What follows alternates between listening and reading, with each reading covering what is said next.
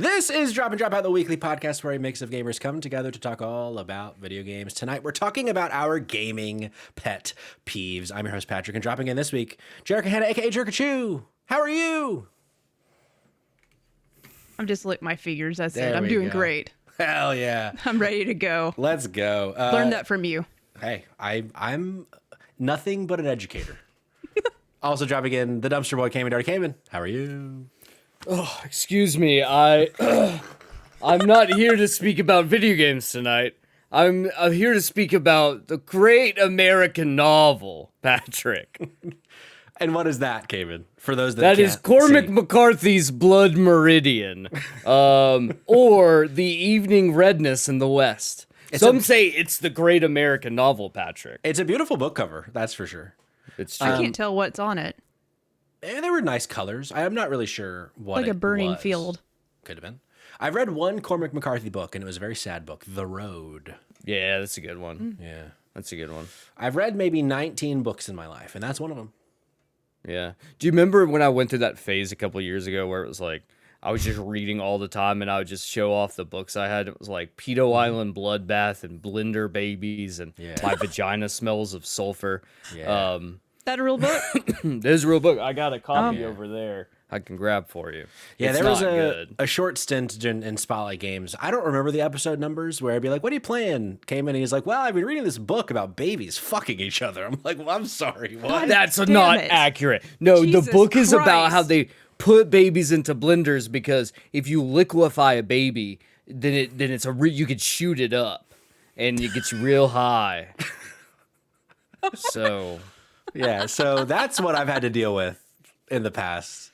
And so now I'm worried about the next few weeks of content now that Cayman has remembered reading is a thing. I see why, you missed the story before the real show, but you're here, podcast listeners. But, Cayman was like, oh, I'm the tame one.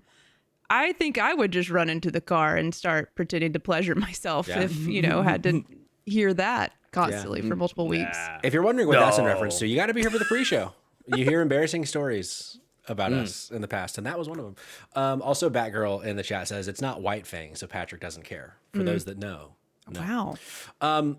Before we get into today's topic, we do have some housekeeping. We've had a fun week of content around Dido. Earlier in the week on Monday, Jerica over at JK Games talked about music in games, talked about mixtape, about wax heads. Very fun. Jerica, how are you feeling about mixtape and wax heads? I haven't played. I both of them equally, impressed by. Mixtape has mixtape. I got Australian. I don't know what that was, mate. Hey, they're Australian. Happens. Are they? Yeah, mixtape is. Yeah. Really? I can't tell sometimes. Maybe that's why my accent. Well, the actors are American, but the creators Oh. are Australian. Okay. No, I thought the whole act. I was like, wow, I didn't pick up on their accents yeah, at no. all. Okay. Yes, love them both, but I have been playing a lot of Kobeni instead. Oh, Incombini. I started that up. Inkobeni, thank you. Yeah. Yeah, I started it. It seems to be a little slow around the edges, Yes. but I promise there's something good if you Hell yeah. dig deep. So yeah. Okay. I love it.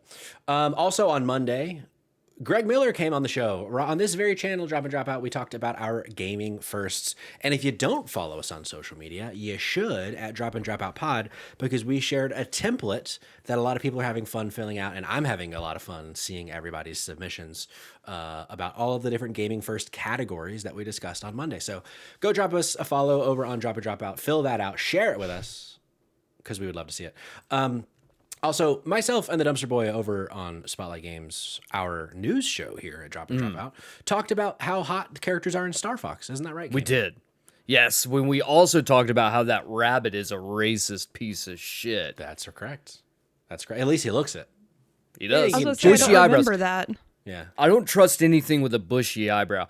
I think I even say this about women too. Remember when that fad was happening where like all the women were like making their eyebrows like super thick? This was like around the time Girls was really popular. Remember Lena Dunham? Sure, This was sure, before she got canceled. I don't think she got canceled. I think she just kind of got not blacklisted either, but she's making a comeback. She's on a comeback tour at the moment. Yeah. Yeah, I hope she doesn't. I hope she doesn't. Look, if you don't know the Lena Dunham controversy, she's Go to Wikipedia. Oh no, sure. A saying. problematic woman, to say the least. But do you like so it's like this thing, and I'm sorry, but like this is like predominantly just white women, probably only, but like which obviously is the racist ones. In those bushy eyebrows, I just swear I'm like this all look like a fucking sorority in Alabama. Whoa. Just all took black markers to their fucking eyebrows over Bringing here. Alabama into it. Jesus Christ. Just yeah. It is it's a little culty. Very Mississippi State University, if you know what I'm talking about. I know what you're talking about. The fucking Bulldogs is what they call themselves. Oh yeah. Speaking of Bulldogs, next Wednesday on the channel, some Bulldogs are coming by because we're doing the Forza Horizon 6 Invitational. We're going to have 12 creators racing against each other to find out who is the best racist of them all. I mean, racer of them all. I should have had a graphic to share right now, but I don't. But we'll be sharing that in the Discord. So why don't you just go to dropindropoutpod.com, join the Discord. Just off the top of my head, French Dip, Neo Aoshi, Dan Good, a bunch of us from Dido are going to be there. We're going to have the Nerdlies, a few new faces to the channel. We're going to have Gianni. We're going to have Shay. It's going to be a lot of fun. There's a few more people that I'm choosing not to say, not because I've forgotten who they are. I'm getting ahead of it, Cayman. Okay. Okay. Oh boy. Okay. But so 8 p.m. Eastern time, right here, twitch.tv/dropinddropapod, going to be a lot of fun. And for those of you that are watching the podcast, look at George on my bed, just He's such a living cute life. Dude. fucking Oh my guy. fucking god. Fucking gay. But tonight, that's not what we're talking about. Although I probably will want to talk about my cat George many more times this evening. Tonight, we are talking about video game pet peeves. Because here's the thing, Jerica. Mm-hmm. We're all gamers here. We all like games here, but there's just a bunch of shit in video games that grinds our fucking gears. And I feel like there are plenty of things that the audience knows about. And we can talk about those tonight as well. Things like for me, maps. We know how I feel about maps. But I feel like we're going to be wading into some new territory tonight, perhaps, on things that really grind our gears. And also, if you go over to dropinddropapod.com, go to the Dido Discussions channel, you can drop your pet peeves in there. I'm going to be pulling that from that throughout the show as well to share for some more discussion topics. But as a starter question, before we just start talking about individual pet peeves, I'm curious from both of you, do you feel like, and I'm going to start with Jerica, do you feel like you encounter pet peeves in a video game a lot of the time or just some of the time? Some of the time. Yeah. Now, I feel like more often, maybe like 10 years ago. Okay. Well, a lot more, especially like the things I'm bringing up. And I really had to think like recently in like some of the games, like I'm trying to find examples of this, not just bitching about it because I know it exists. Yeah. But yeah, that was a little tougher for newer games, but there's... I'm going to let someone have it again tonight, and it's going to feel so good. Oh, I love it when you let people Coming have it. for them. Hell yeah. Cayman, do you feel like you encounter them a lot or not a lot? That's a really good question. I feel like in most games there's something that grinds my gears. Yeah. But it may not fall into the category of like an actual pet peeve. Okay. If that makes sense. Where it's like there's some slight game design that I'm just like, I don't love this, but I don't necessarily know if I would categorize it as some big glaring issue that like will derail. Because when I'm thinking like pet peeves, like I'm thinking this is a ding for a game for me. Sure. Like this is we're knocking points off the score because of this. And so when I think of that, I don't necessarily think I see a lot of it, but I do know is that when I see it, oh, I fucking see it. Oh, and yeah. I will bitch about it incessantly, which is probably not a good trait to have. But, such is life. If you can't take the criticism, then you should maybe close down Ubisoft.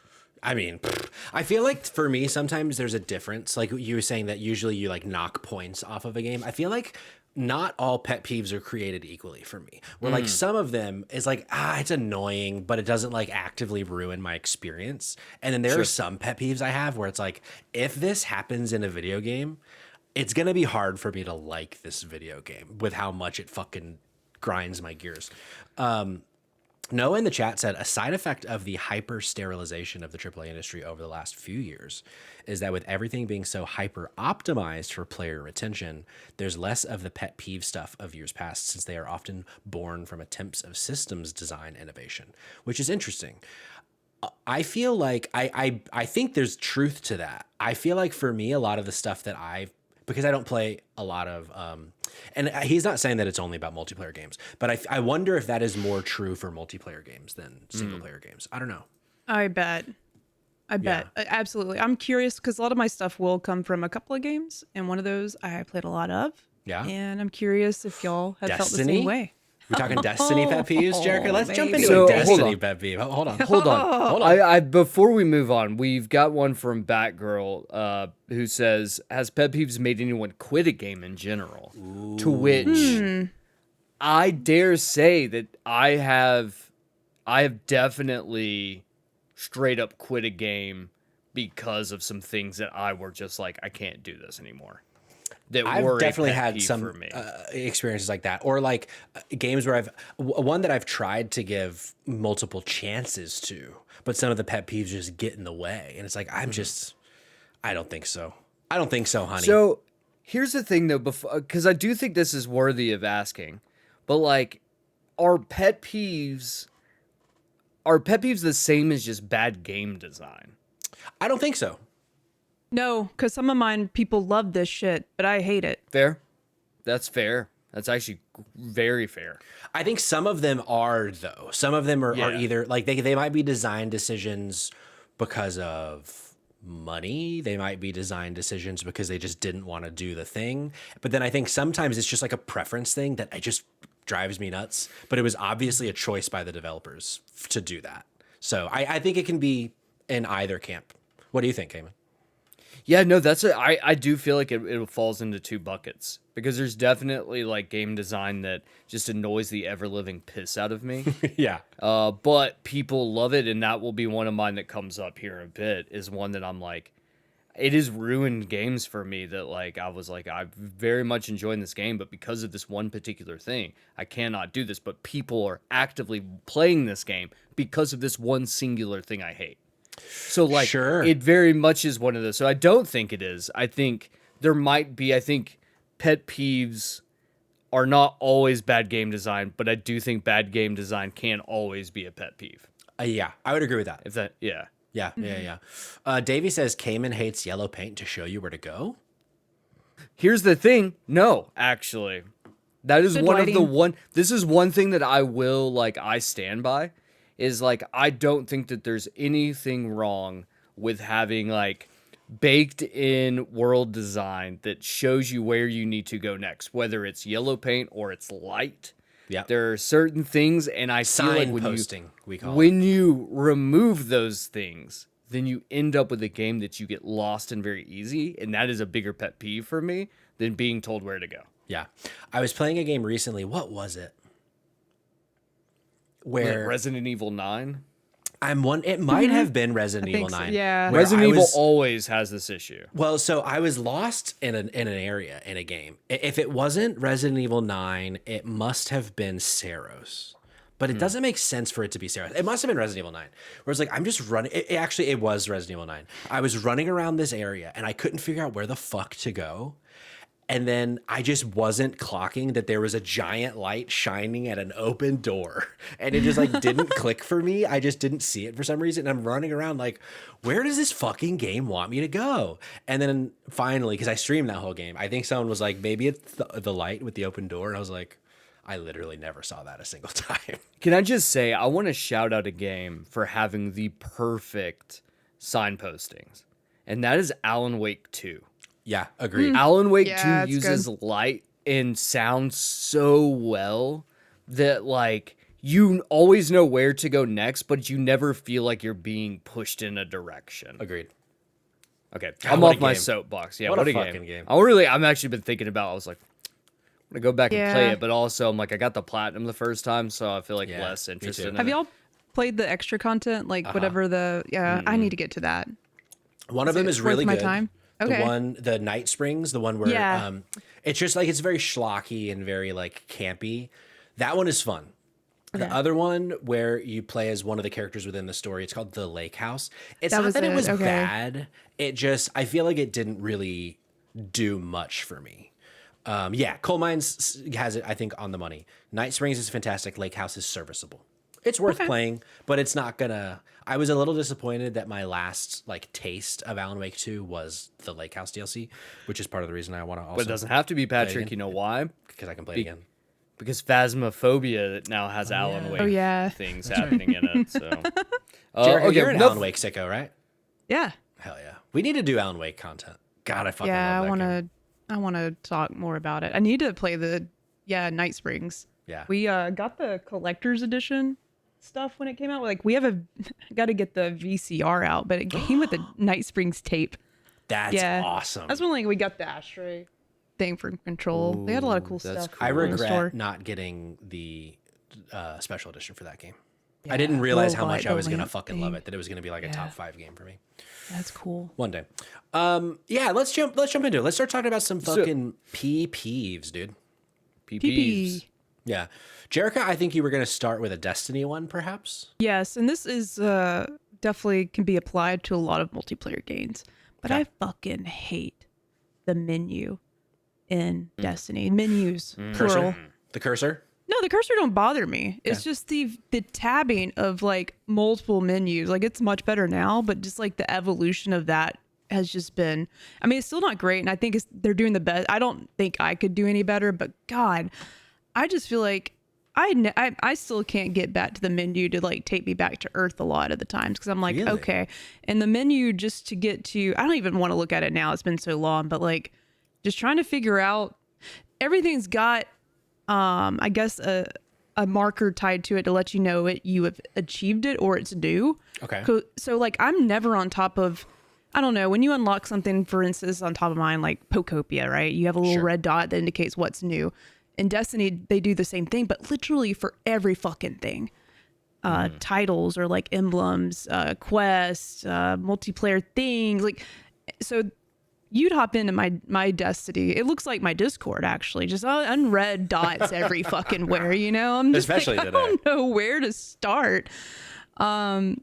But yeah, they've done some work with it, but still, God, and like just even thinking about booting up Call of Duty to play.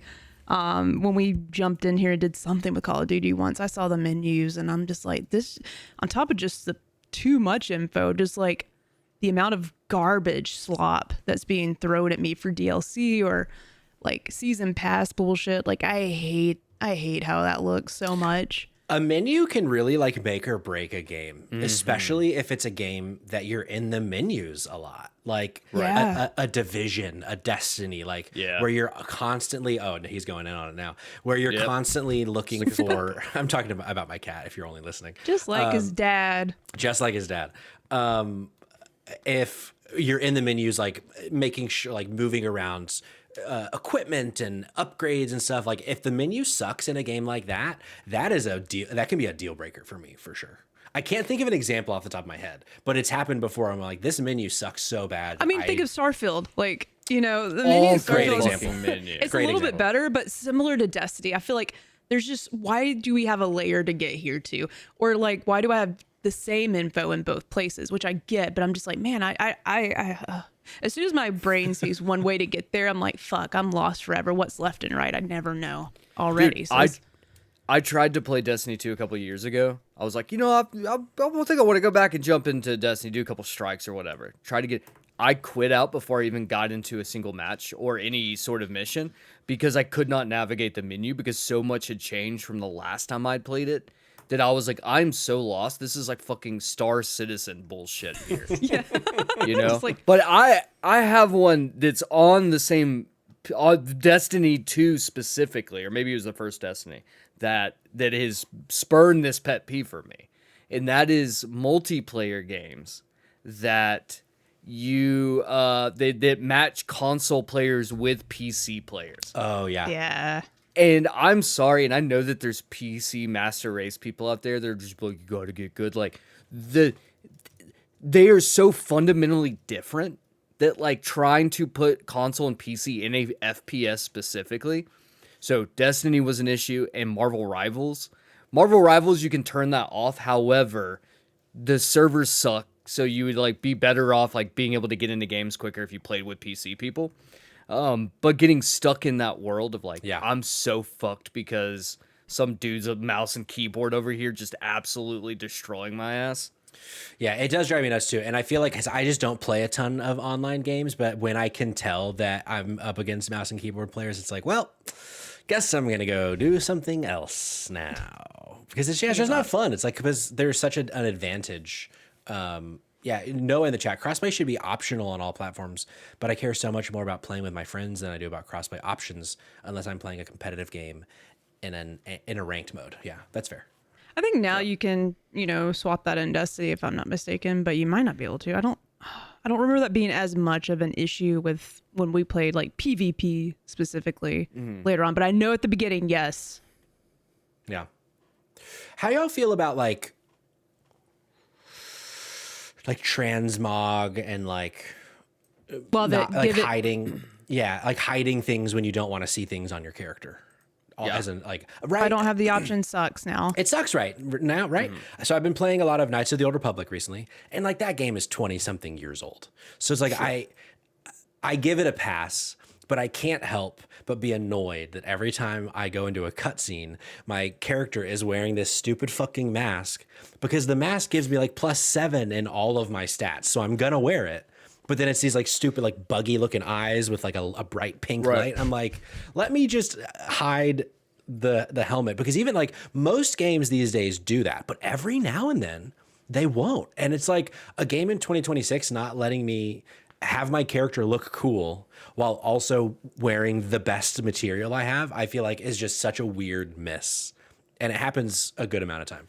Crimson Desert does it. Really? But the thing with Crimson Desert, though, that they tell you is like, well, technically you can just rip everything off of weapons and armor and then just put them towards something else. But it costs money. And so like if you don't want to spend in-game currency to like do these things, because you want to have money to be able to like, buy random shit when it comes up throughout the game. So like you don't want to have to like rip all the good things out just so that your piece of your weapon cosmetically looks better. But like there are certain items that are like, has a stat that is just, or like these stats themselves are just natively better. And then you get locked into wearing a deer head for fucking 75 straight hours. In the little bit of time I played Crimson Desert, I remember noticing, because I think you start with like, I didn't pre-order it, but I think I still got the pre-order bonus somehow. That like bright white armor with like the big blue headdress I had. Yeah. And it looks so fucking stupid, but it's so much better than any armor I got for the 7 hours I played that game. But I was like, well, I guess I just look like an idiot, but I have to, because otherwise this game is rocking me into the ground at the early stages. Which is technically one of my pet peeves, sort of leading into that. Like, it's the perfect, so if I don't bring it up now, it just doesn't make sense. Like, I hate pre-order bonuses that like give you any kind of step up before you even get to like 60% of the way like through the game. It breaks the game for me in my head. Like the canon that I'm building, like as soon as I'm learning about the story, like unlocking those things. Like I love that everyone else loves it, but it really bothers me because I'm like, I don't want to wear this yet. Why are you give it to me? Give this to me later, because and at the same time I can't resist it because it looks so much better than what I'm wearing. But I'm like, it doesn't make sense. So I will say, credit where credit's due, at least for Crimson Desert, is that the game very early on is quite difficult. So like it honestly is one of those things where it's just like fucking like you need it. You honestly need it, or you're just going to get your ass handed to you over and over and over again. So, like, I'll give it a bit of a slide on that one, but I don't disagree that, like, I should look cool about halfway to 3/4 of the way through the game. I shouldn't automatically look cool. Sure. I feel like some games do it perfectly, in my opinion, where there is a pre-order bonus outfit, and the pre-order bonus outfit is, like, 2 levels above the start. Where like it's like +5 health or like +20 damage or whatever. But then there's ones where it's like a huge difference. Or in the case of Assassin's Creed Shadows, as a recent example, where the outfit that they give you as the bonus just looks so incredibly stupid that even though the bonus was like a good small bonus, I was like, I don't want to wear that because I look like an idiot in this game. So I feel like sometimes they'll find the balance of like, you look cooler and it gives you a little bit of extra stuff. But I feel like usually they miss one of those. Either it looks bad or it's too powerful. Okay, hold on. Pragmata, did any of you get the extra or like paid the extra to get like the cosmetics? Yes. The cosmetics in that game are so ugly, dude. I didn't like it. I was like, ew. Fucking hysterical that it's like, what do you get? You get to be a fucking space samurai. Like, what decision was made there? Or you get to look like Master Chief and have like 7 hours in, you can unlock that one. And you can be just straight up fucking John Master Chief walking around with his booty cheeks hanging out. Sure. Cirrus in our Discord gave one that I think I never really like thought about it as a pet peeve, but I think he's on the fucking money. Don't worry, it gets good after 70 hours. That like so me. 70 hours I feel like is a pretty large number typically from what I hear, but the like, oh, just 15 hours in, it's going to be so fucking good. Yeah. And it's like, I'm sorry, but I don't have 15 hours for it to get good. It's what I had with Crimson Desert, and I'm kicking myself because I hear how fucking good it gets after 15 hours, but 15 hours is too much. It's That's too much. That's like we say that though, but like if you are coming from the background of the pedigree of being into something like JRPGs, you're baked in that you don't either it doesn't bother you at all or you actually enjoy it. Sure. You might, yeah. And because that's my problem is I fucking love to spend 10 hours of a game just being like, yeah, when is this shit gonna pop off? And then because I feel like it builds that anticipation for me to like when it does, when I do finally get to I get to finally go through the painting level with the Fox Boy and Persona 5. Oh, that is to me that's when the game really kicks off, really kicks off at that point. Sure. So like I once trust you Persona, get there though, but I don't think everyone gets that pass. Like I think Fair. Persona's earned it, but like man, depending on like newer games that come out, like the first one that came to my mind was like Death Stranding, the first one. Like and it's just some might say 3 to 4 hours. Which I think for that specific game is also too long. I agree. But like for Crimson Desert, for me, if it was 15 hours, never going to touch that game. Yeah, it's just, and that's a good point too of like some, like in both ways. Some games do get a pass where like I gave Metaphor a pass because it took me a while to really get into Metaphor. But I was like, it's developers that I trust implicitly. Their reviews are so good. And then I'm glad I did because I fucking fell in love with it. But yeah, I definitely like sometimes the amount of time can vary on the game as well. Like with, like you said, Death Stranding being like 3 or 4 hours. Because that's also an example where I ultimately played the first few hours of that game like 3 or 4 times before it really clicked for me. And I couldn't tell you why it clicked for me finally, but it did. And then I devoured the rest of that game leading into Death Stranding too. But there's a lot of people that it just doesn't work. I think the first 3 hours, I say 3 hours, but that still equates to 15 hours to like someone that's getting used to that world because you are literally walking around. So Yeah. I think it's in the same category. It's pretty slow for sure. I'm interested to hear if y'all have one of my like most frustrating pet peeves in a game is when it won't let me pause. Like I see fucking red when a game doesn't let me pause. Like usually online games, understandable. I'm not gonna complain about an online game not letting me pause. How could it? But like Souls games are like one of the biggest fucking examples of this. Let me pause my fucking game in case my cat just puked on the fucking bed or my wife burned her fucking finger on the stove or like there's so many about reasons. right for Rose. Like what I mean, but it's like there's so many reasons why I would need to pause my game for a reason that I'm not going to play it. Because what if a tragedy happens, Jerica? 9/11. What if 9/11 happened while I'm playing Demon Souls game? I was like, I was in school, so I had no choice. But I would have been pissed if I couldn't pause Pokemon. Yes.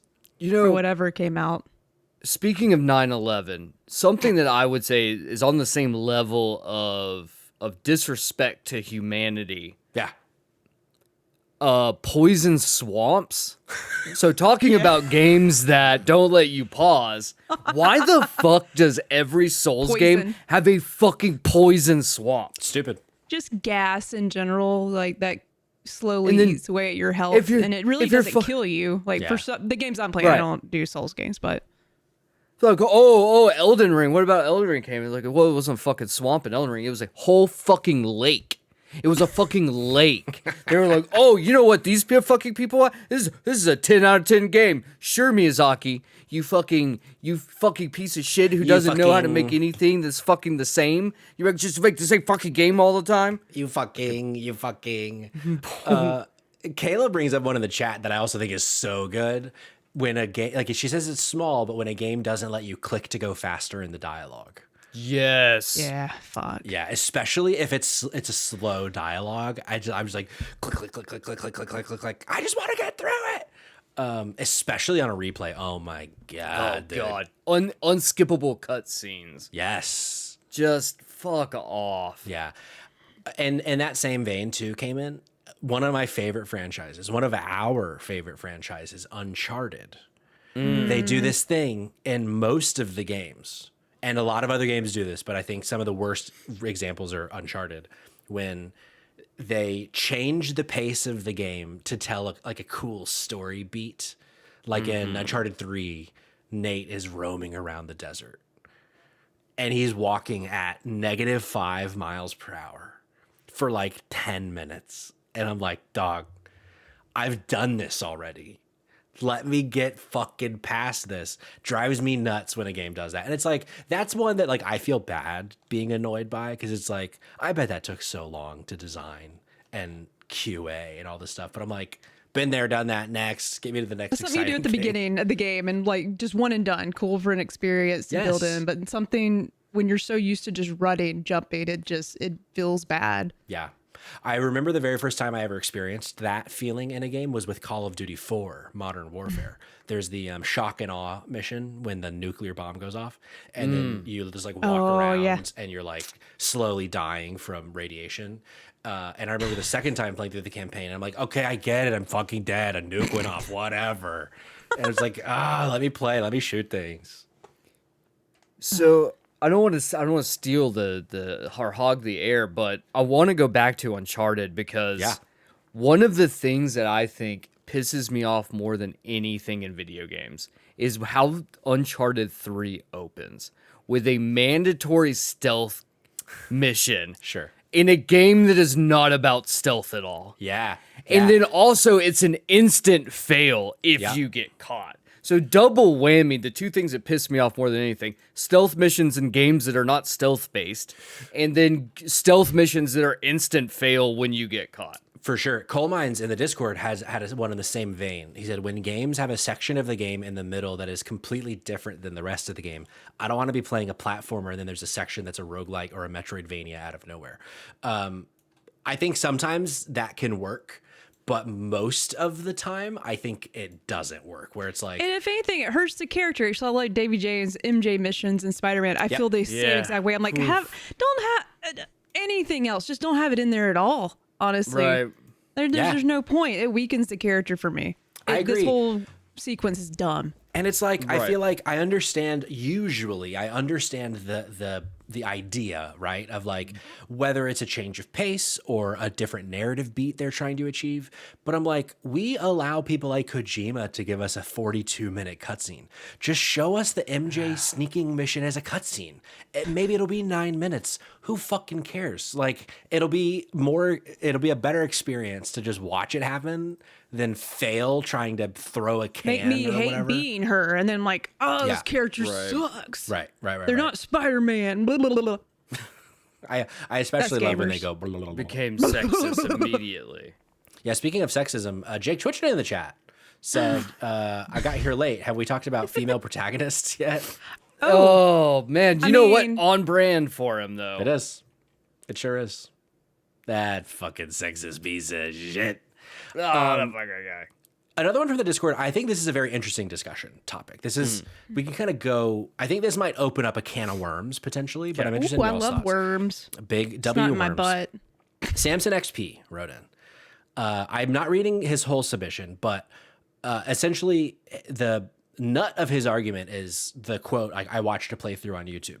He writes, I do support watching some, but not all of a playthrough to help yourself make an informed purchase, and support watching someone else's playthrough to see another's reaction of the game. But I do find it incredibly rude, if I may say damaging to the industry, if you watch a whole game through and don't reciprocate in a purchase or supporting the game in any way, usually monetarily. I get not all appreciation needs to be shown through money, but man, when the industry is struggling because it's not making enough money for the artists to keep their jobs, I truly wonder if a side effect of the Let's Play movement is like damaging the industry. What do y'all think to that? I feel like Yeah, hell yeah, the definitely. question I know. are Let's Plays ruining the industry? Not like incredibly, but those videos are just like the full game, no commentary. Like, Yeah. I don't think that is the best thing. Like, I also understand, like, I have friends that like literally just watch video games, and it could be that YouTube video that doesn't even have someone talking. They watch them like movies. Whereas, a lot of people might watch somebody stream the whole game on Twitch. Yeah. But I really haven't considered that. And I was like, yeah, like that is probably, I don't know, like instead of me playing this game, I'm like, I would never want to do that. But I know there's some people that maybe that is the only way they can enjoy the game, which I feel like it's definitely an accessibility thing, having a full game online for sure. But I do, yeah. I mean, it's a good, like, think of, I mean, when we got the dispatch code from the developers a few months ago, they were like, please don't stream the first 2 episodes because, and I think their concern was that if you just watch the stream, they're not going to go buy it, which is like, that's a fair concern. But also that's like what Twitch is for. I struggle with this, and let me tell you why. I feel like I would blame the collapse of the games industry. I blame more on rising healthcare costs and unnecessary war in Iraq, and all of these issues that are driving inflation and prices up for modern day consumers.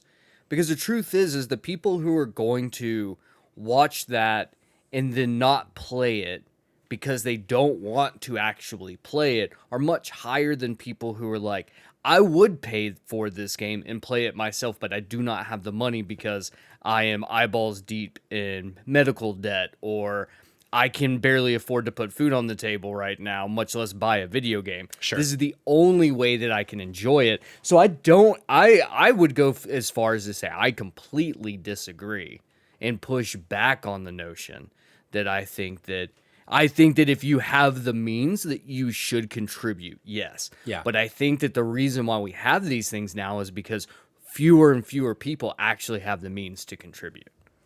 Yeah. Is that why everybody's sharing these online though?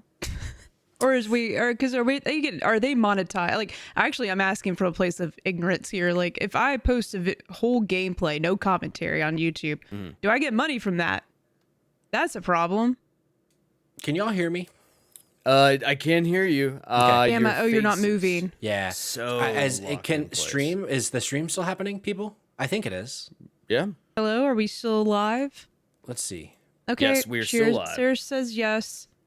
I think maybe my camera just died for some reason. Okay. It's a good angle on you where you're stuck though. You Yeah. got a good little, is it pursed lip? Oh, you're gone now. Let's see. I'm railroading this conversation that was so interesting and good. But I think, can you guys still hear me even though now I'm like really gone? Yeah. Oh. Okay, cool. Yeah, your voice is still here. Okay, I'm going to keep working on this. But I guess what we're hearing is we're officially pushing back on Samson XP's hot take. I am. I'm sorry. Yeah. I mean, the truth is, like, I think that there's an industry. If anything, I feel like people are getting a service out of it because you're also creating like a community of people as well. It's like you're building a community. People are supporting, people are streamers and content creators and XYZ are like at least getting some sort of benefit like from that too. So sure, game devs aren't. And I don't know. I think that, you are also getting marketing out of it too, right? Because I can think of like, Please Rewind, or what was it? The Retro Rewind. Like I was reading a thing where the developers, like 2 guys, and they were like, if it wasn't for the fact that like we got picked up by a bunch of content creators who were like showing our demo off, like this game probably wouldn't have taken off. So like I do feel like there's a give and take there. So like sure, maybe some like big third party studio, some big, Ubisoft may not be reaping the rewards or benefits from it, but I do think to some degree indie devs definitely find some value out of it because it is free marketing. I think there's obviously more community and talk that happens and positive things that come from it, but I do think for some games though, it might be pretty damaging. So I guess I don't think there's a one size fits all for this answer. Right. Yeah, that's fair. I'd stand by that. I think overall though, the majority of the time though, I don't think it's hurting anyone too much because you would start seeing those videos like be pulled down. It wouldn't be happening if it was hurting the bottom line for a lot of these companies. Of hurting people, Jericho, what are some things that hurt you? Physically or mentally? I would assume pet peeves from video games. Oh, pet peeves. Okay, I didn't know where we were going with this. Back. He's I'm back.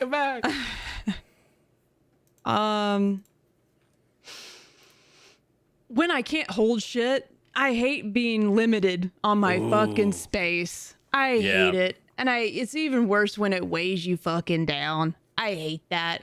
But also back at Destiny, my fucking vault, even fucking marathon. Bungie just loves me to pay more, not in real life money, but they make me do things to get more space. But they want to give me all these cool guns.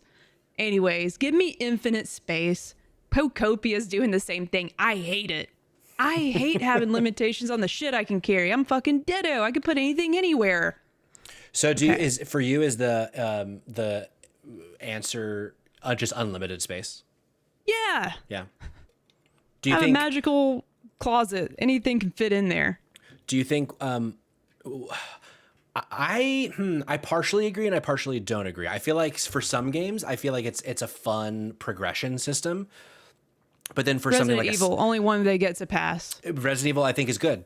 Resident Evil inventory cap, good.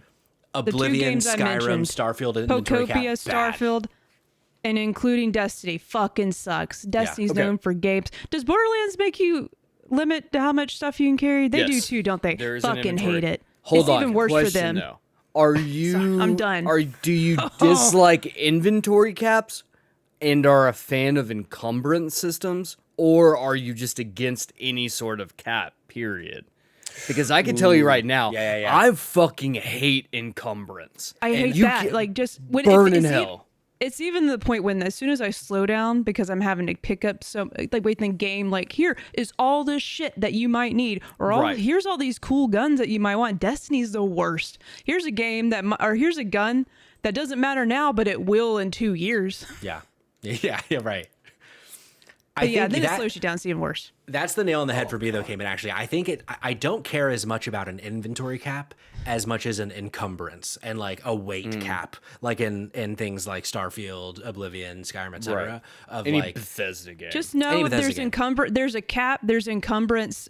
There's not one without the other. So yes, I hate both things equally. No, for sure. But then I don't know. I do feel like there is a difference for me in just inventory space where ultimately I feel like it's probably a better experience to not have a cap to not have a cap. But I think I weigh one more than the other personally. I can put my own stuff away. I just don't want to limit on what I'm putting in my video game backpack. It should be limitless. Sure. Noah says inventory caps introduce an element to the game that asks the player to make meaningful decisions, and that is great. Don't. What the I games hate, I mentioned. Sure. What he says, what I hate specifically is just fiddly inventory management, which that's a fair point. Yeah, for sure. Yeah. What were you going to say though, Jericho? I'm really going after Destiny, Pocopia, and Starfield tonight. Fallout. Yes, I'm looking at you. Any other one that falls in that category, and I didn't mention you two. Fucking hate it. If you're not Destiny, Pocopia, or Starfield, keep scrolling. But you guys fucking die in a fire. That's pretty much it. Oh, it feels good. Speaking of Fallout, one thing that pisses me off is durability on weapons. Oh, interesting. Say more. I just dislike that. I dislike the idea that I could have this badass fucking gun or this super cool fucking sword that like is the coolest looking thing and one of the best things in the game, and then all of a sudden it's like, oh well, it just broke. So now you got. I remember fucking playing Breath of the Wild, and I'm like trying to get prepared to go fight one of those great beasts or what they're called, and I'm getting prepped for it, and I was like, all my fucking weapons broke. And I had like all these great weapons. So like now I need to go farm good weapons to do this. And that was the moment I turned the game off and said, I fucking hate this game. I'm not going to play it. Another thing along those lines though that I also say is, and this is another Skyrim issue, and there was also going to be for Gears of War 2, I noticed this pissed me off in Gears of War, is limited use of super weapons. When you're given like this suit... No, just when they're like, oh, you can only use this super weapon for this one mission and that's it. Or in Skyrim, it's like, oh, you have this one special, I think it's a dragon shout that you can only use like one time. Sure. Like, when the fuck am I ever going to use that? The Master Ball. When am I ever going to... I can't fucking use that. Yeah. Well, you're going to use the Master Ball on something? No, you can't do that because you only got one of them. They expect most players to ever find fucking Mewtwo, but that's going to happen like 5 times out of 1,000 players. It's stupid. I want to go back to durability. I feel like that... I mostly agree with you in that I think typically durability, as Big Riggin in the chat puts it, it doesn't respect your time. But I feel like games like Breath of the Wild could do better if they just have it to where... like 70% of the weapons have durability, but then once you get to like a tier of weapon, it no longer has durability and just is good forever. Yeah. I feel like that is like such an easy fix for me. What do you think, Jerica?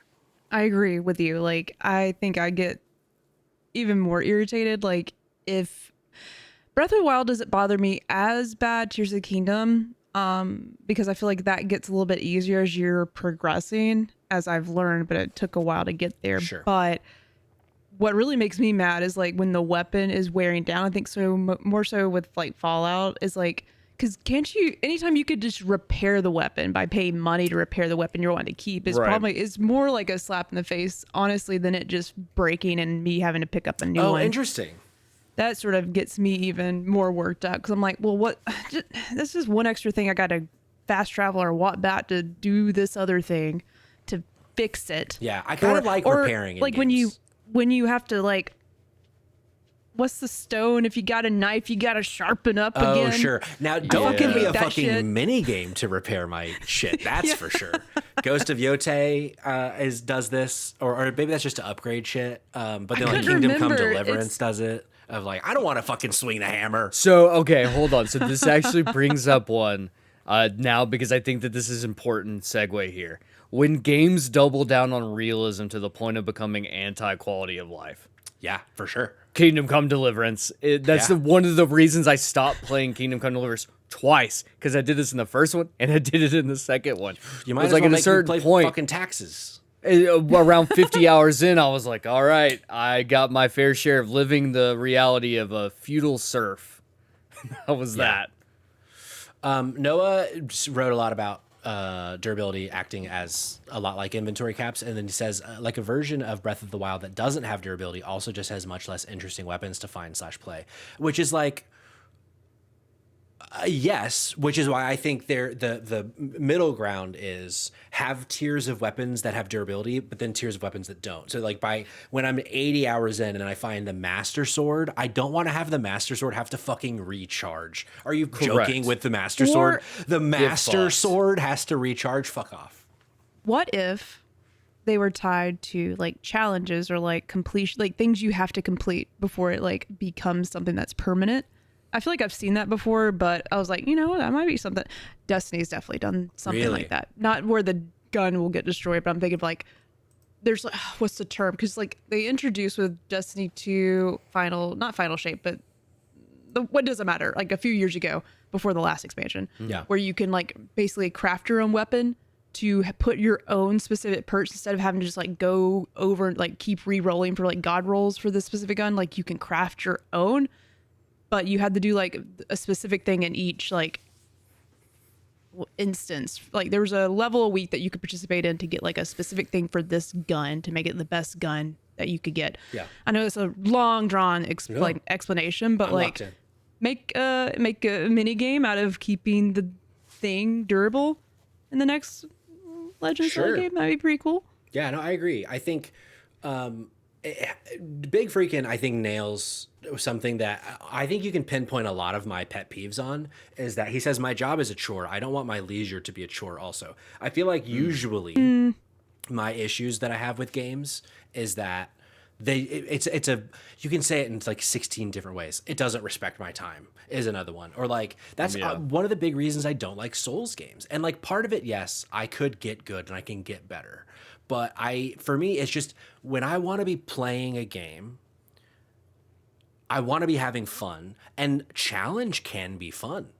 In fact, challenge very fun, but to challenge, not fun. You know what I mean? And I feel like part of it, like durability plays into that of like, if it's just fucking breaking every 5 seconds, it's like, okay, well, that's not fun. Because now I have to fucking go find more shit. And I don't want to do that. I just want to play You're the game. constantly collecting shit, and then you don't have room for all the shit you're trying to collect. Like, what's the better stuff? I don't know. That's actually fair, because that is a Tears of the King, or that's a Breath of the Wild and Tears of the Kingdom issue with the inventory cap. Tears. How do y'all feel about sounds, repetitive sounds in games? Fucking hate it. Fucking hate it, dude. Like, and some of my favorite games Aloy, do this. or whoever Aloy's friend was. Hey, are you sure you're not lost, or just some kind of dumb shit like that when I'm trying to play around over here in these realistic bushes? You know what I'm saying? Like in the bushes. Oh, I know what you're saying. Whether it's like repetitive dialogue or like Last of Us does this in certain missions that drives me fucking nuts, where it's just like if an alarm is going off in a game, I want to scream. Like in the hospital sections of The Last of Us, where it's just like there's just a blaring alarm. I'm like, dude, I fucking get it. An alarm is going off, but I am having a fight or flight response right now, and I need you to fucking turn it down. Same thing with like tinnitus in a game. Some games are doing it to where you can turn that off, and I fucking love when they do that. But tinnitus bores, like the sound of it bores into my brain. If you don't know what I mean by tinnitus, it's just like the really loud, high pitch. To me, it's like a side effect of like an explosion or whatever. If it's silent, it's even worse for my ears. I hear it all the time. But there's like certain things that like trigger it. Yeah. I want to throw the other. Okay. What about lack of ambient noise music, which happens a lot in open world games where you'll be like running around and there's no music, there's no sounds. That I don't mind. You don't mind that. See, that to me fucking irritates the piss out of me. Interesting. So the lack because of... I'm like, yes, because I'm just sitting here and I'm like, I live in the woods. I can tell you right now, if you live in the woods, you know that there's always noise. Sure. Like it's a peaceful noise. And I feel like the one game I remember this happening in, it to the point that it drove me fucking insane. Mafia 3. Cause you would be like walking down the road or like walking down a fucking highway and not hear cars pass by.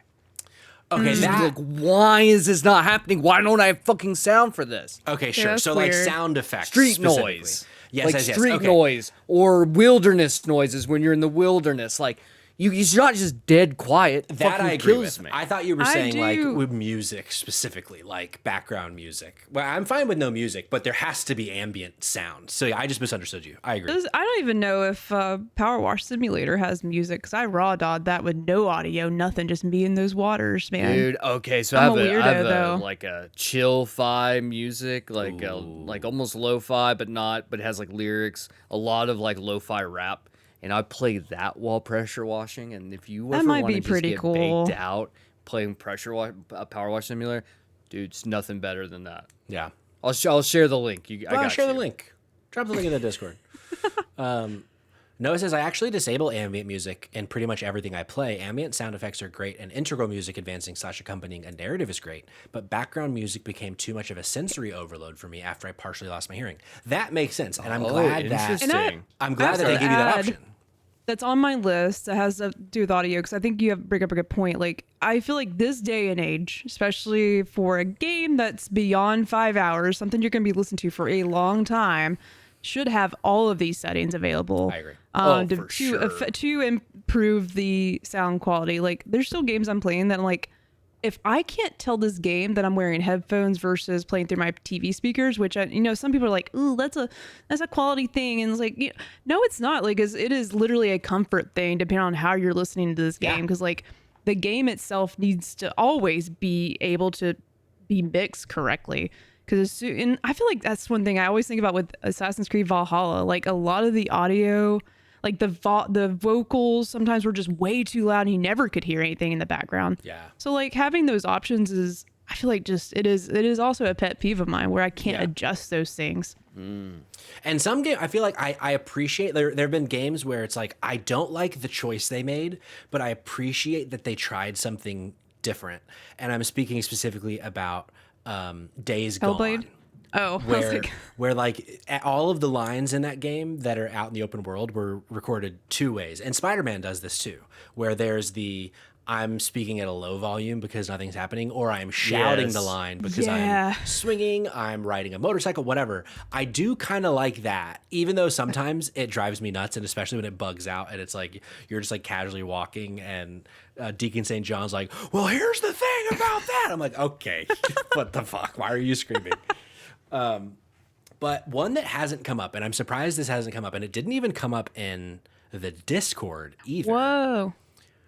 When a game forces you to keep the audio log open while it plays, makes me want to end it all, Jerica. Yes, sir. And it happens in 2020 fucking 6, where it's like, why would I ever want to just like stop what I'm doing and just listen to a recording that somebody put? Because I'm just, our brains are broken. I'm going to get on my phone. I'm going to start scrolling. I'm going to just start smashing buttons trying to get it to stop because I need the immediate, like, something to be happening. But when a game my first experience in a game, when I pick up an audio log and I start hearing something interesting and then I press circle to like start walking around the space and it just stops. Oh, it drives me fucking crazy. I see red. I want to break something when that happens. It's like it's one that I don't know that I've really like yelled about before, but I might hate that more than maps and like when maps are shitty. It drives me fucking crazy. You might have mentioned this just now too, but just like, walking away from the space where it's playing or like a 3D image is telling you a story or showing you, I don't know. I'm thinking about like Pragmata recently. Like, I don't even think it did this, but like you move away. And I think it did. Like you move out of the room, then it just quits playing. You don't hear it anymore because you left the room, which I get it.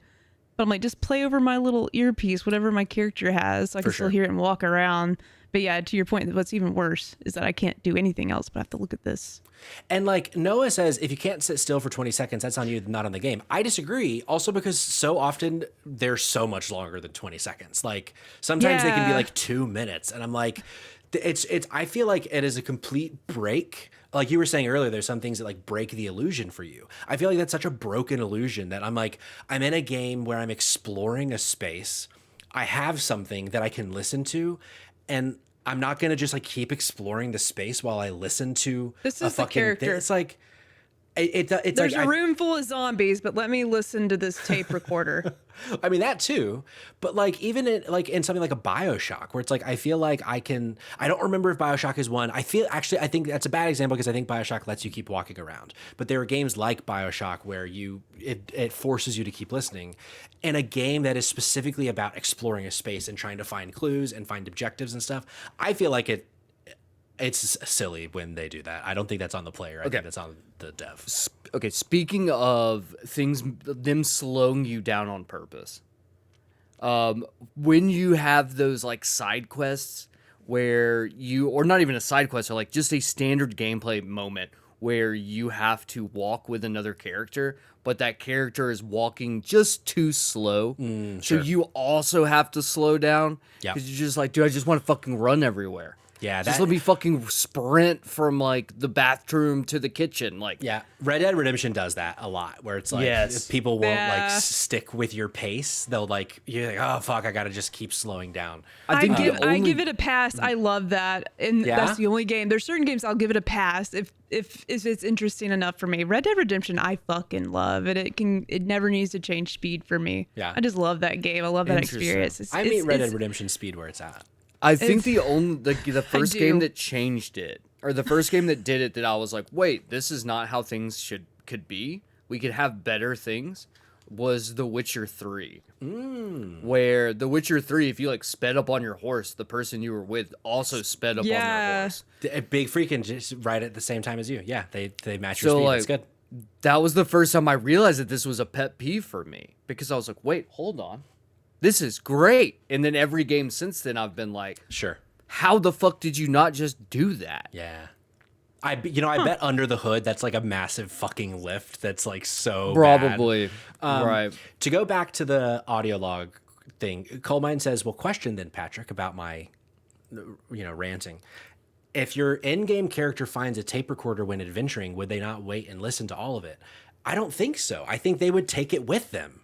And like, especially like Play rum. painting the scene. I'm in some fucking mansion. I'm looking around. Like, let's say Resident Evil. I'm playing a Resident Evil game, and I'm looking for clues in the library. And somebody for some reason recorded something on a thing and put it down. I'm gonna walk around the space and keep looking while listening to it. I'm not gonna just like park and sit and listen. Now, to take the realism a step further, if it's something that's like baked into the world, like it's a computer. And I like, okay, fine, I'll give them that pass, because I would then have to sit and wait and listen there. But I feel like it's a weird thing that I would be willing to bet the developers just didn't want to build being able to walk around while listening to the thing, which, like, sure, I get it, but I don't like it. So fuck everybody that disagrees. Couple from the Discord, but we have a few that we haven't been able to get to yet. Cog, our own Cognitive Clips, giving control to your character for 8 seconds after a cutscene, then put them back into a cutscene immediately. That one, I don't know, feel like I come across that one a bunch, but the other one he writes is the shimmy through to load something, shimmying through a crack. How do we feel about the shimmy through a crack? I'd rather it be that than a load screen. Yeah. True. I'm fine with it, but can we get maybe we start seeing more creative things, Yeah. I think Which God maybe of War we does have. a really good job. God of Ragnarok specifically, I think, does a good job of having like interlude things happening while other areas load that are like, it'll do like a cinematic instead while it's loading, and it like, since it's all for, since you're all locked into the character, you can't do anything. Yeah. So I feel like there's still shimmy moments in that game too, but they did start to find new ways to make it less egregious, I feel. A new one that's, Yeah. I think, really cracked that code is Saros, where it's a bit of a different situation, but throughout the maps in Saros, throughout the biomes, there are times when to like progress into the like more of that level, you essentially have to either like jump down a cliff or go kind of past a point of no return, which I think is pretty obviously that there's like, okay, everything behind you is now deleted so that we can go load the rest of the level. And I feel like that to me makes sense of like, and they make it very clear that like, That's cool.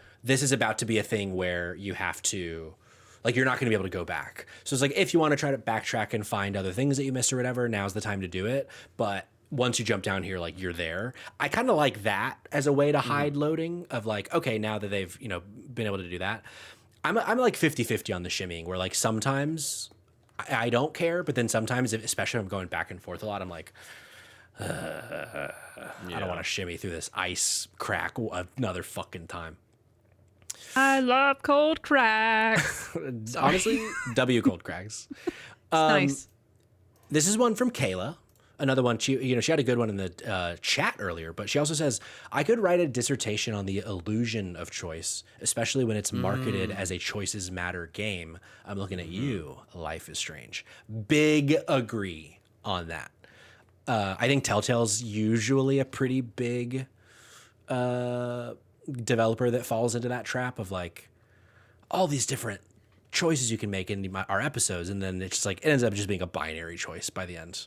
I mean, even Mass Effect, unless it's Yeah. like a major, Yeah. and there's a lot more major choices that do matter, but there are enough in the mix of, wow, either that choice doesn't line up with what the dialogue, for specifically with Mass Effect, what I'm picking isn't what I think this character, like they say something completely different, or like you end up at the same point, even though you're picking different choices here. What's Sure. the point? Two different Another conversations, but Yeah, no, sorry. for sure. I feel like there is something to be said about. I feel like it is disappointing when, especially like with her point of when they market it as such, where like Right. their whole thing is like, oh, your choices are gonna matter, and then they don't. It's like, okay, well, that Lee's feels like always you just gonna lied die. to me. Like, right, like.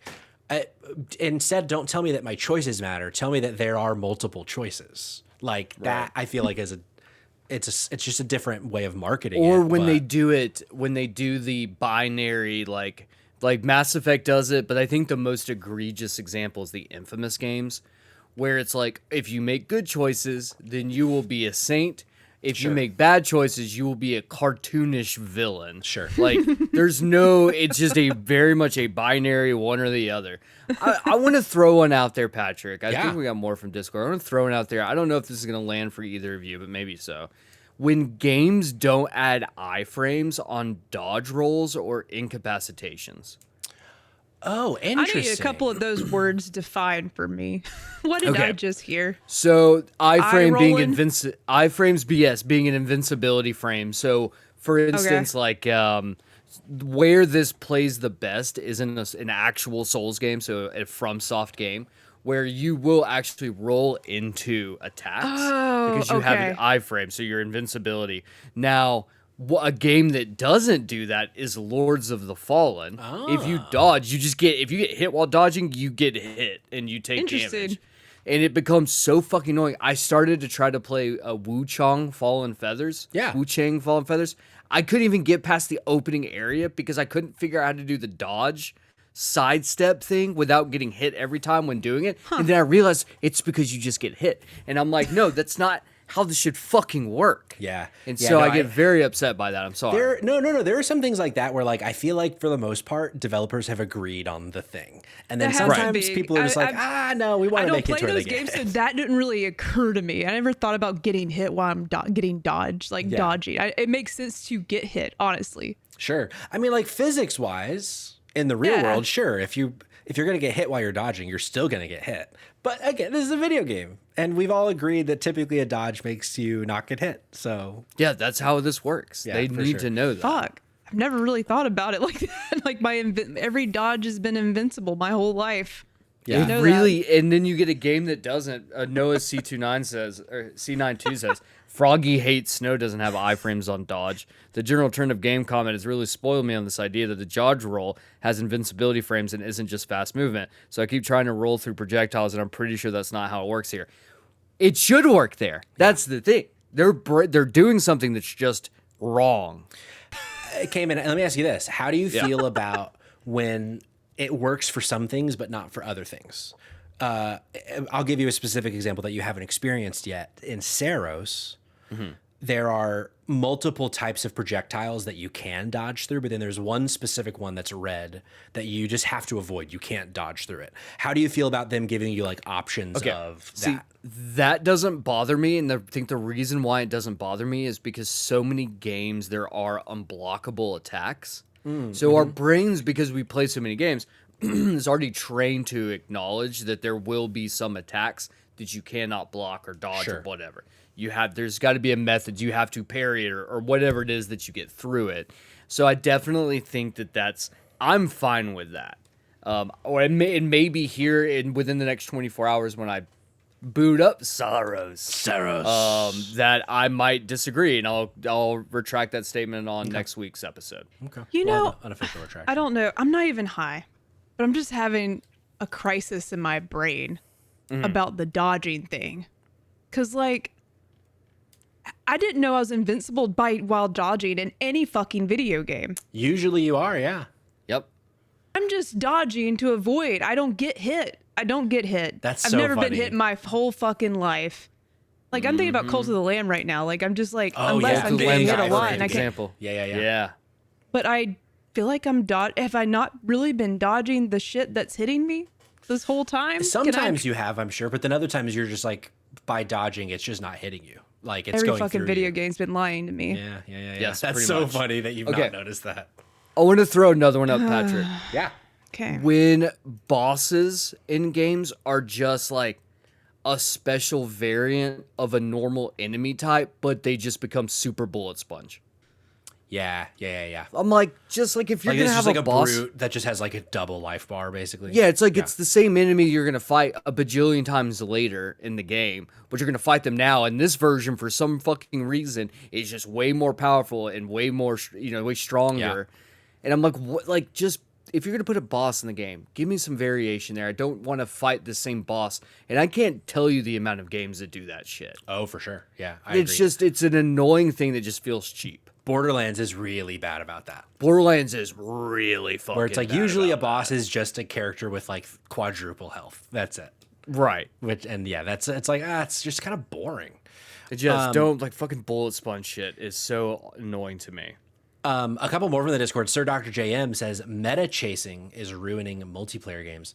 If you want to look up best builds for single player games, go for it, but be realistic about how that changes your own experience. Essentially, he shared like an Instagram reel, but this idea that like if you're just gonna Google what's the best build, then everybody else. I know this is a huge Destiny issue where like everybody just has the same fucking gun because it's the best gun. It's like, okay, what's the point? Like, but why the have hardest any other gun? This specific thing is really hard to get, which makes it a little bit better, but it's still a problem. Makes the game not as fun. So, this one or the really cool gun isn't the meta gun, and then you're just not using it. That's also feels really shitty. Sorry, I'm done. No, you're good. Fucking hate Destiny, but I love it. Destiny. One day. This one kind of ties in with a couple ones we were talking about earlier, but we didn't necessarily say this one directly. This is Ash. She writes, simple for me, extremely long and pointless tutorial, or a tutorial that throws too many things at once. I think that both of those we see a lot. First one we see a lot in like JRPGs of just like such a long tutorial. And then Noah wrote one also about tutorials. Flipping the script a bit, blah, blah, blah, blah, blah. I have not read previous messages. One of my pet peeves is watching a player, who may or may not be Jake Twitchin, mash through tutorial information without reading or listening and then get frustrated that they don't know what they're doing. That's on us, though. Say that again?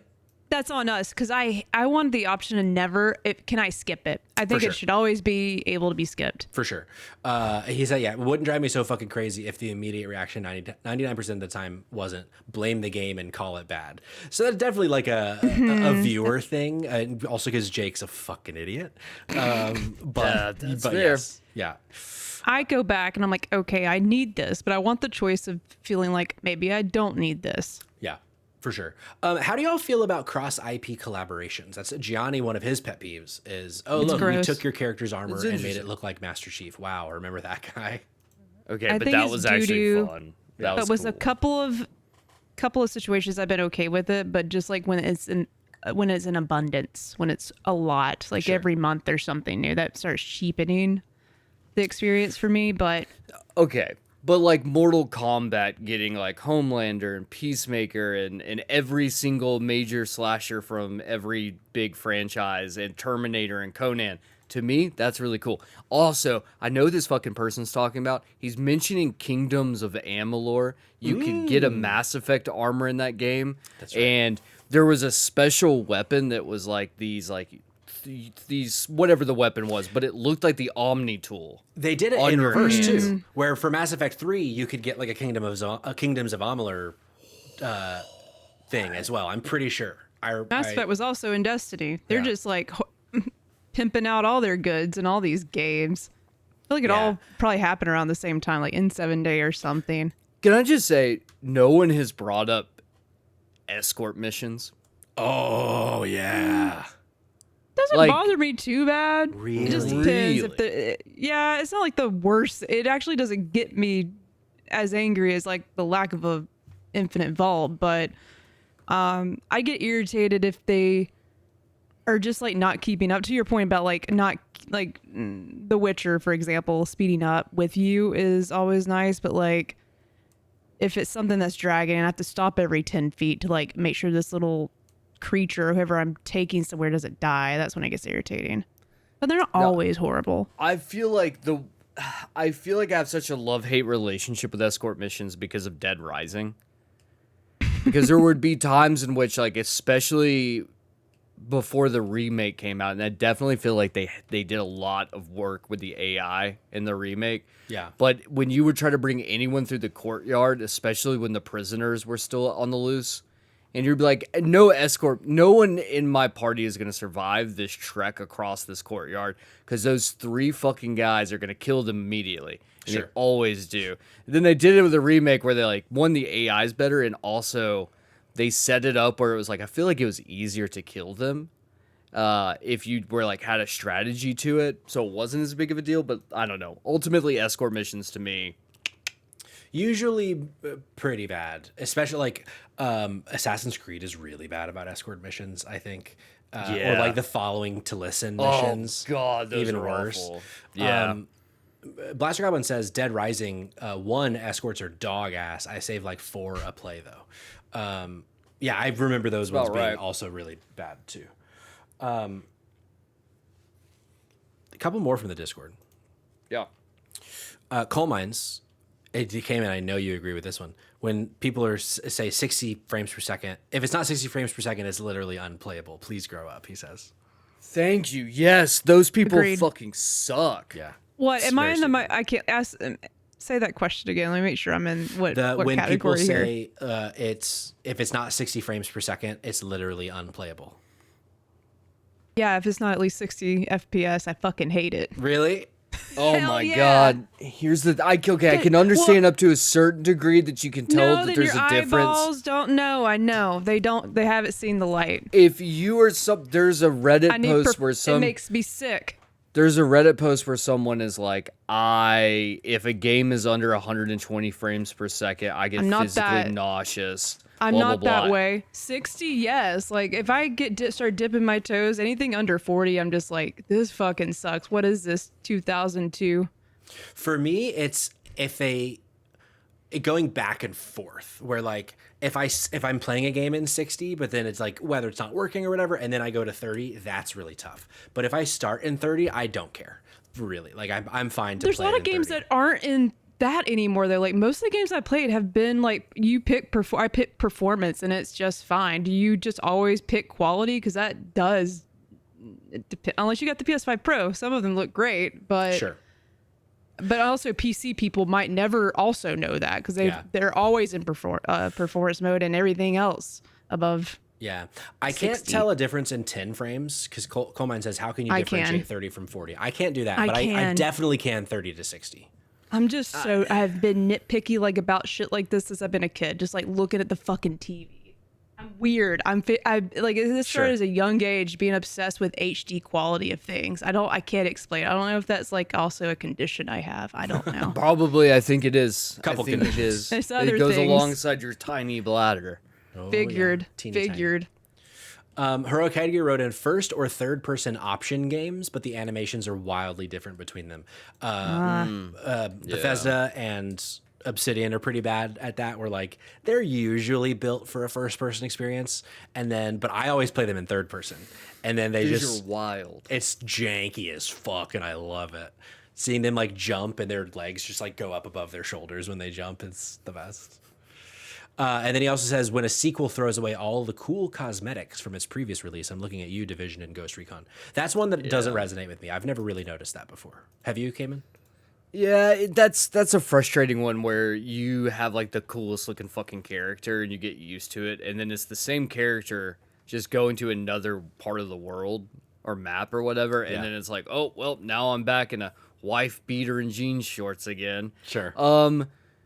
Patrick, Yeah. and Jerica, what are your thoughts on when games just try to force comedic moments unnecessarily? I don't love it, usually because it's bad writing. Like, if it's So- good writing, then I don't mind. But if the writing is bad, then I mind. First thing that comes to mind for me is Immortals of Avium has many yeah. moments in that game in which Yeah. it just tries to be really funny, and God, it's like just not right. Yeah. I don't know. That's gross. Well, it's something like I notice it sometimes in like movies and TV shows, and like we have a phrase that me and Rose say a lot. They're like, that person's in a different movie, or like I feel like in that case, like they're in a different game, and that to me breaks the illusion of the world where there's just like that one character that's just like totally schlocky or like weird. It's like, right, okay, you don't fit with the rest of these characters, so it feels like this isn't a good dynamic of this group of people, essentially. This is one that I feel like at the very beginning of the conversation came in, you were talking about like bad game design or pet peeve, essentially. Right. I feel like this is kind of both for me. One of those examples of kind of both. When a game just keeps adding objectives to complete the objective, where like I'm making up this example, but I have to go get the Master Sword. And they say, go talk to this guy to get the Master Sword. And then you go there and he's like, oh, I'll tell you, but I'm going to need you to go across town and get me 6 barrels of wood. It's like, and then you go to get the 6 barrels of wood and the guy's like, oh yeah, well, I'm drowning in barrels of wood, but I'm having this problem with my neighbor. I really need you to go talk to her about this. And it's like, no, stop giving me just more tasks to do the thing. Let me just do the thing. Because I feel like typically like if there's better ways to put objectives in front of the player than just go do other things. Yes. Right. I don't want to be fluffed. You're spot on there. I'm trying to remember there was a game I played recently where I was like, you gotta be fucking kidding me. Yeah. Where it did that, where it was like, I'm like at the very end of the game and it's like, oh, but before you can do that, you have to go get 3 stones, and those 3 stones are spread out in areas you've already been before, but there's no reason for you to ever go back there unless it's to get that one thing. I'm like, you're just slowing me down so I don't beat this game. Which is fucking annoying. I feel like there's a big difference in like a well-designed quest and a quest that is designed in a way to just add time. And those are the ones that I don't like, is when it's just like, go do 6 of this thing instead of 1 or 2. It's like, I do see. I feel like I do feel like I see less of that. Yeah. In a lot of the games I've played recently, and usually, once again, 10 years ago, it would have probably been in every single game that I was playing this year. Yeah. Or the year. For sure. If that makes sense. No, it does. I just don't feel like we don't see it as much. Not as much. I hate fetch quests. I hate just gathering shit. That's so dumb. See, but that fetch used quests, to be the extent of it. I can fuck with fetch quests sometimes. Fetch quests for me, it just depends on how much I like the gameplay loop. If the gameplay loop is good enough for me, make me go get 20 bundles of sticks. Don't make me do it too much, or I'm going to get bored. Okay, good to know. But sometimes it's like, if I just really, like, Horizon sometimes can be really bad about fetch quests, but I love the gameplay loop of Horizon. So it's like, I might come across a Thunderjaw going and picking up a couple of these things. That's okay. It'll be fun to fight the Thunderjaw. But there's also that feeling, too, in those moments where they're like, hey, can you go grab me 17 dinosaur eggs? And you're like, oh, I already have them. And then you don't even have to do the fetch quest. You just immediately end up, oh, man, that's great. That's like peeling peeling a piece of tape off and none of it gets stuck. That feeling, where it's just like, that's ASMR to the brain. How are your guys' feelings on towers revealing part of the map? I don't fuck with it. No, I fuck with it. You the fuck with exact it? opposite of what I said. I fuck with it. That one I saw pop up, so I forgot someone mentioned it to me when I was having conversations. It was like outside of the show. It was like someone in real life, and they were like, I just fucking hate every single Far Cry game. I have to go climb up a tower and wiggle some wires together. It's like, my fucking guy doesn't know how to wiggle wires. He doesn't know how to repair. He's a bro from like New York. He's a Brooklyn hipster. They got lost on a desert island. He doesn't know how to repair anything. Some games definitely overdo it. But I feel like sometimes, like, I think of, like, again, Breath of the Wild, Tears of the Kingdom. That is totally good for me. That is very different. Yes. There's like 10 or 12 of them, whatever. But then sometimes something like an Assassin's Creed. Right. A lot of new, unique ways to climb the tower. But when it's just a tower and an eagle at the top. Yeah. I'm let getting me bored. parkour. Let me parkour up this radio tower for the bajillionth time. Yeah. Which leads me to something that also has been on top of my mind, and this is another Ubisoft-related issue, and that is collectibles with no meaningful rewards. Yeah, so like, collect all of these bird feathers, and then you do, and then they're like, yay, you collected all the bird feathers, and that's all you get. Like, What no, if- I want to be able to dress like a pigeon now. What if Like- for that it's just getting a trophy at least enough for No. you, or you want more than a trophy? I feel like the way that games have moved trajectory wise, and I feel like that there's someone out there who probably thinks of this as a pet peeve, where it's like there's no more unlockables in games because everything's locked behind a paywall. And so I feel like the reason why we don't get rewards for these things is because of that. Because they're like, we'll just give you a trophy. Yeah. You get an achievement. I'm not going to give you anything else though, because we want you to pay $5.99 for that pigeon outfit, a pigeon assassin. The pigeon armor. I Right. said horse armor instead of horse armor. Horse. Noah has one in the chat: strict pass and fail QTEs, where failure just makes you retry. That also Uber gross. Yeah, I like do love that. it though, and like I'm even I don't love other things that Quantic Dream has done, but Quantic Dream is a good example of making QTE fail things just change the way the Makes- thing goes. Yeah, which is right. okay. But if it just like keeps making me redo it to like get it right, I don't like that. But like if I fail, but it takes another branching path, Yeah. like that, it gets a pass there. I wish it'd be cool in a game like, I know God of War doesn't have a ton or maybe even any QTEs, but if in a game like that, instead of forcing a retry, I just come out of the other side with like less health or something. Like failing Yeah. it, I have a Right. some kind Or of a missing a negative finger. effect. Yeah. The whole rest of the game, I'm just 9-finger Okay. Kratos. Missing But we're a also nipple. we're also not talking about like the really fun missable QTE fail states where it's like Leon Kennedy gets crushed by a car that's on fire, Okay, sure. or of Lara Croft gets fucking stuck on a tree limb and it gets gutted by a tree. Like that kind of stuff is fun to me. Of like there's some sort of, when you fail, it's not just like, clip, like try again. Yeah. It's like you get some sort of visceral reaction out of it. Yeah. I feel like it is a missed opportunity, even though we talk about it all the time, to talk a little bit about maps. God. Mostly because I'm kind of interested in y'all's thoughts, because I feel like I talk about my problems with maps all the time, but I don't know where y'all stand. So my thing with maps, it's like a few different levels. I think if a game can earn not having a map, but I feel like usually a game needs a map. But there are certain games where it's like no map doesn't necessarily equal bad, but it's a very thin layer of ice if there's no map for it to be good. At a base level, do y'all agree or disagree with that? I agree.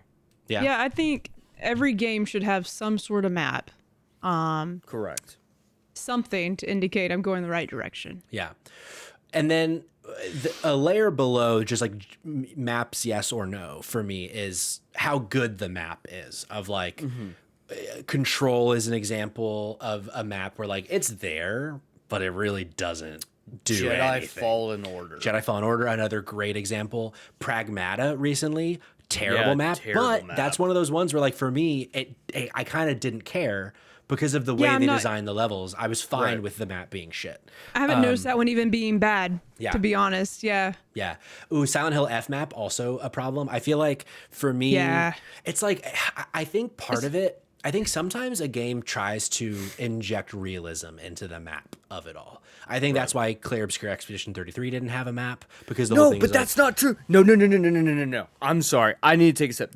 Wow. They're going on expeditions. Each expedition that you find, the whole purpose is that they would be making a map of I agree. everything. Oh, I agree. And so what should have been happening is every time you come across the flag stake of one of these expeditions, there should have been, and you get notes all the time. Oh, yeah. No one was jotting down like, this is where we've been so far. Here's a little bit of a map. So my thing is that it's a sorry excuse I agree.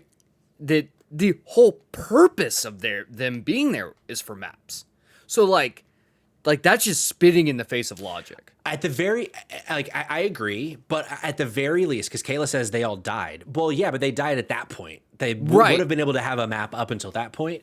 Exactly. At the very least, And I that feel should like, unlock the map as you go. well, I see, for me, I think it would have made even more sense if you just build the map as you go. as Or your that. party of like, yeah, you don't go into an area just knowing exactly every nook and cranny, sure, but because I don't mind having to open up a map as long as the map then is there.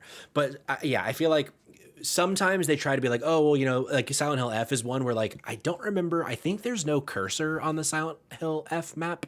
But yeah, I think that's what it is. I don't or not like that knowing either. where I am Yes, is always I don't fucking irritating. care that it's a video game. Like, just put the fucking cursor. I don't want to know Like- how to use a compass. I don't want to know if I'm pointed. Am I looking north here? Yeah. I don't know. Just Right. I think you put should- a little arrow. I think you On should, the square. Jericho, it might be helpful to learn how to What? use a compass. I can if I really need to, but I don't want to. And I think you a should video learn game. probably sooner rather than later in case something why happens. are you saying that? I'm just saying, dude, we're I'm on the verge scared. of World War III. Of course, we all need to know how some I know basic, where space basic survival is. I know where skills. stars are at and Mars, so Well, here's the I'll be thing. fine. If the EMP goes off, well, none of us have just a compass. It's all our phones. That's- So our phones are that's going to be actually fucking kinda dead. fair. So it's, I have lots of food. I have what is those dried meals just in case. I literally do. MREs. You got just a Yeah. bunch of MREs sitting around. Yeah, fucking been collecting pack rat. them. Yeah. there's some coal mines in Noah saying they don't like the fog of war maps. Fair. Of like, I- which yeah. I don't mind them, but I do agree with like the example that Noah gives where like you have to walk every inch of the map to unlock it. That I feel like they should be more forgiving in once you like go to a certain like cell of the map, it unlocks the next like 30 around you. Like I feel like it should be a lot more forgiving in that way. But yeah, I'm totally fine with uncovering a map as you go along. There's so much about a video game to me that if you just keep putting barriers in front of me, I'm going to be less likely to play it. And the map, a lot of the time, is like, if the map sucks, if it's not there, I have to buy it, I have to earn it. Like, Fuck you, Hollow Knight. fuck you, Hollow Knight. It's just another barrier of entry for my fun. Correct. Yeah. Correct. So you guys Patrick. mostly agree with me, and I appreciate that. Patrick, I have one last Yeah. pet peeve. Are you ready for this? Oh, I'm ready. It's when they lock the best gear rewards behind final in-game boss challenge, so there's no actual use for it once you unlock it. And that is like every single Final Fantasy game. Oh, sure. Oh yeah, yeah. Ghost of Tsushima also was Yep. one where like you get the best fucking armor at the end of the game. It's like, okay, but It's I'm almost done. like it's sort of like Yep, what we're doing the now. pre-game bonus of getting it too soon, and Right. yeah, it's either too soon or at the very fucking end. And then I'm like, wow, that would have been great like 2 hours ago, 3 hours ago, For sure. even. So I don't know. I agree. Yeah. Jericho, do you have any problem. more that we didn't get through? Sorry, Cayman, keep going. Sorry, I have a problem with like replaying games that I've 100%ed. Like I don't I do find as too. much enjoyment out of that. Yeah, same. And so a lot Same of times exact way. if you lock in, like a great example of this is Final Fantasy X, the best like weapon in the game is unlocked behind getting like 100%. So once you get it, there's no reason that you would ever use it again. So Yeah, no, like I agree. you just get this like this, oh great, well I got it, I guess I can brag about it, but like I'm never going to be able to see the effects of this because I will never touch this game again. And that's a bummer to me. I agree. It is for me too. Jericho, do you have any other ones that we didn't get through? I have the last two, and y'all are probably gonna laugh because they are very Jericho answers, but I feel passionately about these. I fucking hate a timer. I hate seeing how much time I have left for anything. I don't like to be timed. Okay. This Yeah, started at a that's young fair. age. Might explain why I'm just late for a lot of things and hate keeping up with time. I just hate fucking. I hate to know I got a time crunch. Sure. Feels Makes like me want to childhood throw trauma. up. Right. Makes me want to pee right now. I just want to. I'm pissing myself. Are there any moments in games where it's like a specific mission that like the timer does work for you, or it's just like across the board timers are bad? It's never worked for me. It started with Sonic the Hedgehog when you go underwater. Dum, dum, dum, dum, Fucking dum, dum, hate dum, it. Just dum. Yeah, let yeah. the hedgehog not die. Just Oh, don't yeah. put that in a children's game. Let him float around. You put water in your goddamn level. Don't let me die in it. Which goes to another issue with water, but I'm not gonna do that in High Score Weekly. It's in here. That's his pet peeve. Water and level design in video games. But my last one is the worst of it all, and Okay. it's really recently hit me because I'm all over this little Switch too. Nintendo, I'm a Nintendo girly now. I've Okay. played more on the Switch than I've had in the last 10 years. In the first part of this year, playing Pokopia. And now I'm exploring all the other Pokemon games that I've said, ew, I hate those. They're dumb. Giving them a shot now. But fucking, whatever the button layout is on Nintendo's goddamn controller is yeah. a piece of shit. And if COG comes in here and says it came first, I'm like, I don't fucking care. Nintendo, get with the times. Quit flipping my X button. Wherever that's supposed to be, B, A, B. I don't know what this is. I don't know what this is anymore. What is that? I don't fucking know when I'm playing a game. I just hope it makes me jump or sprint, but not a Nintendo game. I don't know. I agree, especially like if you're playing multiple games at once, one on the Switch, one on anything else, and you have to keep fucking remembering that, like, Does anyone else struggle with that, or am I just like Rose struggles so much with that. Yeah, is that just late 30 problem with starting to be an older person? Oh, you had to think about it, Kaven. No, I don't think like, so. I here's the thing. I think that the bigger issue for me is when games just don't give me the option at all to adjust the button layouts, because I can get around that issue of like going back and forth if I can adjust the controls for it to make sense in my brain, if that makes sense. Because like a great example is Crimson Desert. You are locked into the controls, and the controls suck. Yeah. So like you can't make adjustments to make it easier for you. You have to figure it out, and it's not good. But so like if a game allows me to like move something around, then like yes, I may be able to like circumvent that issue. But for the most part, yes, the Switch controls fucking blow. I don't understand why they work the way they work on anything. Like it never makes sense. The layout never makes sense. React on instinct, y'all. I'm an animal. We've all know that this button does this when I want to fight. So when I'm on this other console trying to fucking fight, I'm rolling around and I'm dodging but not getting hit. You know, that's what I do. Just let the tiger out, dude. Let the tiger out and let me make X do whatever I want it to do. That's so yes, funny. yes. Yeah, sometimes I have a problem with it. I think more often than not, I don't. But there have been, I mean, I can't count on my hands the amount of times, because it's more than that I've done the wrong thing because of the Switch controller, for sure. Maybe because I just haven't been on the Switch for like 10 years. Like literally Animal Crossing was all I played on the original Switch. I barely touched the Wii, whatever came out, Wii U. I just played Wind Waker. So I've just been on a PlayStation controller for most of my life. Kayla, that's exactly what I said, that I'm better than you guys because I don't have that issue. That's exactly probably right, Kayla. fair. That's exactly right. Probably. I think that's all of them. I think I got through all the ones, and you know there were maybe some others in the Discord, but sometimes people write novels and I can't read. So that's a really good little tiger. It's actually there. have a better Whoa. panther. Someone asked me to be the high school panther sound one time. Whoa. Sorry, if we're done now, guys, I'm gonna go back to reading the Great American Novel. Jesus fucking Christ. Patrick says, fuck the Discord. Kayla, I'm about to say you're not my favorite member of Dido anymore if you keep acting like this. All right. Well, we definitely know you're not getting replaced by COG. Jesus Christ. Folks, in the YouTube comments, what did we miss? What are the other pet peeves that you have for video games? Drop a comment, let us know. And then while you're here, like, subscribe, share, all the things. We're live here every Thursday night at 8 p.m. Nope, 8:30 Eastern time. Twitch.tv/dropin/dropout pod. We're going to be around next week with some other fun things such as the Forza Horizon 6 Invitational Wednesday, 8 p.m. Eastern time, with a whole bunch of our friends, which will be very fun. So I hope to see you there.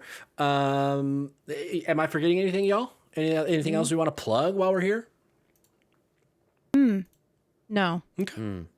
I want to plug the Great American Novel, Patrick. Thanks for being here. Thanks for watching. Thanks for listening. If you can read, go read that novel. But until then, we'll see you on the next one. Bye-bye.